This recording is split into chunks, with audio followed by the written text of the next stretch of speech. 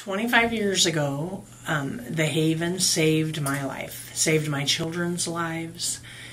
I was in a violent relationship, and we needed help. I didn't know where to go. I would leave, and then he would find me at my family's houses, and I would go back.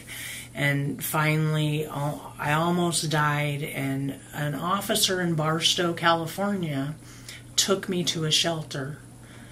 And they worked their magic to bring me to Modesto, where my sister-in-law brought my children, and we were connected there. And we stayed in the shelter for 4 months. And it was the first time in probably 8 years that I felt safe, that I didn't think I was possibly going to die that night, or I wasn't thinking about how I was going to get away from him. So, during our time at that shelter, they helped me get a restraining order. I didn't have a job. I wasn't allowed to work. I wasn't allowed to talk to people for 10 years before that, and so I had no skills. I didn't have a job. The Haven helped me get the restraining order first, and then they helped me get legal and physical custody of my children. They helped me get an apartment. My children and I lived in an apartment for the first time where we were okay. They got us a refrigerator, clothing. All our stuff was in a storage that he had ransacked and destroyed, and beds. They brought our first year Christmas presents. We probably wouldn't have had Christmas if it wasn't for the Haven bringing gifts. And they didn't just only bring my children gifts, who were 8, 7, and 5.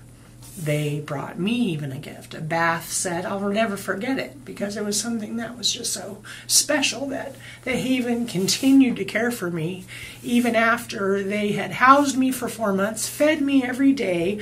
I had access to classes that taught me that I wasn't the person that was in the wrong, and that I wasn't a bad person, that I was a victim, and then and they gave me my power back to where I was a strong woman that had 3 children to raise, and the most important thing was to teach my children not to be victims, and to hold on to their power, and to become worthwhile human beings, in society. And as you can see, my daughter, this beautiful lady, is actually on the board of directors for the Haven after 25 years of being a client at 7 years old. And so I think that it's our duty as a society to help these systems that help people